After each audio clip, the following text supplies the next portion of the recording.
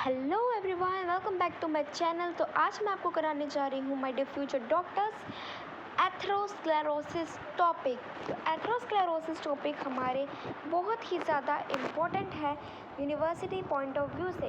ये तो बेटा आप स्टार जितना स्टार लगा सकते हो उतने लगा लो। एथेरोस्क्लेरोसिस बहुत ही ज़्यादा इम्पोर्टेंट है, हो सकता है कि इस बार भी आए। ठीक है, so it is characterised by the deposition of cholesterol esters. ठीक है, कोलेस्ट्रॉल के जो एस्टर्स होंगे बेटा उसका डिपोजिशन होगा और अदर लिपिड्स का in the intima of the arterial walls. Arterial walls के इंटीमा में अदर लिपिड्स और कोलेस्ट्रॉल का डिपोजिशन होगा, कोलेस्ट्रॉल एस्टर का, often leading to hardening of coronary arteries and cerebral blood vessels. अगर क्या होगा, अगर हमारा आर्टेरियल वॉल के अंदर कोलेस्ट्रॉल के एस्टर्स आ गए और अदर लिपिड्स आ गए, ठीक है, जिसकी वजह से हमारी हार्डनिंग हो गई कोरोनरी आर्टरी की, ठीक है, leading to hardening of the coronary artery and cerebral blood vessels. Now coronary artery disease is a type of heart disease. Coronary artery disease कैसा डिसीज है? हार्ट डिसीज का टाइप है, ठीक है, that occur in the arteries of heart की arteries के अंदर होगा, जो कि हमें इनफ ऑक्सीजन डिलीवर नहीं करेगा, oxygen rich blood to the heart. Coronary heart disease या कोरोनरी आर्टरी डिसीज़, ये वो हार्ट डिसीज़ है जिसमें हमारे पास हार्ट के पास ब्लड वेसल होगा और वो हार्ट जो होगा उस ब्लड वेसल से enough free oxygen rich blood provide नहीं कर रहा, किसको? To the heart.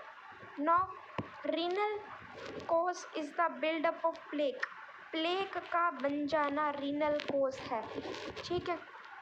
Now this causes coronary artery to narrow, limiting blood flow to the heart. अगर हमारा रीनल कोज हो गया, मतलब रीनल कोज क्या है? प्लेक का बनना। अगर प्लेक बन गया बेटा, माइल्ड प्लेक बन गया हार्ट में, तो हमारे पास क्या हो जाएगा? ब्लड फ्लो नहीं होगा हार्ट को, क्योंकि कोरोनरी आर्टरी नैरो होती जाएगी। जैसे जैसे प्लेक बनता जाएगा तो कोरोनरी आर्टरी जो है, मान लो ये प्लेक है, ये बन रहा है, कोरोनरी आर्टरी अपने आप ही नैरो हो गई है, ठीक है। और अगर कोरोनरी आर्टरी नैरो हो गई है तो लिमिटिंग ब्लड फ्लो होगा to the heart. So symptoms क्या है कोरोनरी आर्टरी डिसीज़ के? चेस्ट पेन और शॉर्टनेस ऑफ ब्रेथ जो होगी बेटा वो शॉर्टनड हो जाएगी और चेस्ट पेन होना शुरू हो जाएगा। कंजप्शन ऑफ प्यूफा, कंट्रोल की बात करें, कंजप्शन ऑफ प्यूफा मतलब poly acid unsaturated fatty acid, ठीक है, poly unsaturated fatty acids, poly acid नहीं, पॉली अनसैचुरेटेड फैटी एसिड, ठीक है। सो प्लांट स्टिरोल्स हो गए, डाइटरी कोलेस्ट्रॉल हो गया, डाइटरी फाइबर हो गया, और क्या हो गया? हाई कार्बोहाइड्रेट फाइबर को अवॉइड करो। इम्पैक्ट क्या है लाइफस्टाइल का? मॉडरेट अल्कोहल कंजप्शन लो। ये सारे के सारे जो है कंट्रोल हैं किसके? एथेरोस्क्लेरोसिस के। आई होप आपको एथेरोस्क्लेरोसिस समझ में आया होगा।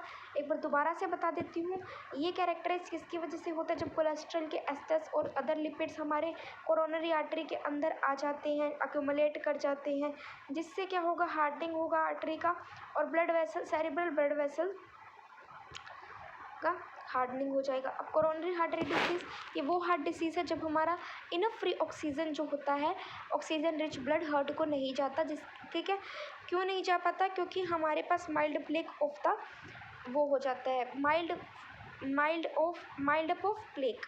बिल्डअप ऑफ प्लेक हो जाता है रीनल कोस, और कोरोनरी आर्टरी जो है वो नैरो हो जाती है, limiting oxygen rich blood flow करता है किसको?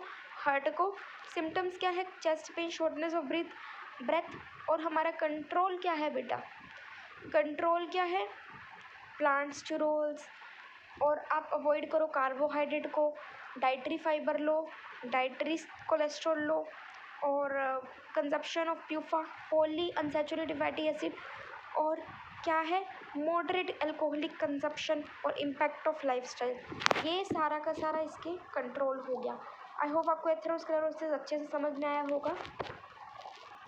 एथेरोस्क्लेरोसिस करा दिया मैंने आपको, मैं आपको करा रही हूँ hyperammonaemia, elevation in blood ammonia level. Hyper मतलब इंक्रीज, मतलब एलिवेशन किसमें, अमोनिया मतलब अमोनिया में। So elevation in the ammonia, elevation in blood ammonia level में भी जेनेटिक भी हो सकता है बेटा और एक्वायर्ड भी हो सकता है। जेनेटिक मतलब जीन्स के थ्रू, एक्वायर्ड मतलब एक्वायर किया है। Impairment in the urea synthesis due to the defect in the urea synthesis. अगर यूरिया सिंथेसिस में ही डिफेक्ट आ गया, यूरिया ढंग से नहीं बन पा रहा है, तो इम्पेयरमेंट हो जाएगा यूरिया सिंथेसिस में। सारे के सारे डिसऑर्डर्स जो कि हाइपर अमोनेमिया करते हैं and cause mental retardation, all this disorders क्या करते हैं, हाइपर अमोनेमिया और मेंटल रिटार्डेशन करते हैं।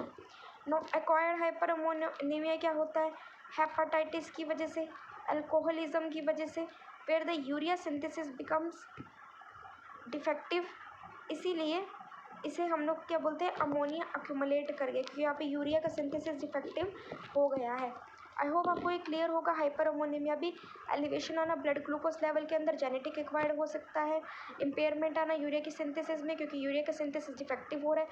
सारे के सारे डिसऑर्डर जो होंगे वो हमारे पास क्या होंगे, disorder lead to hyperammonaemia and mental retardation होता है। एक्वायर्ड हाइपर अमोनेमिया किसकी वजह से होता है, अल्कोहलिज्म की वजह से एंड ड्यू टू हेपाटाइटिस। ठीक है, मतलब इन्फ्लामेशन ऑफ द लिवर। देखो हेपेटी वर्ड से हम लोग याद रखेंगे लिवर, और I stand for inflammation. So liver की इन्फ्लामेशन होगी और क्या होगा हमारे पास, एक्वायर्ड हाइपर एमिनीमिया अल्कोहलिज्म की वजह से होगा, जहाँ पे यूरिया का सिंथेसिस डिफेक्टिव हो जाएगा, इसीलिए अमोनिया एक्यूमुलेट कर जाएगा। आई होप आपको ये भी क्लियर होगा। Thank you so much for watching. 2 बार मैंने आपको बता दिया ताकि अच्छे से क्लियर हो जाए।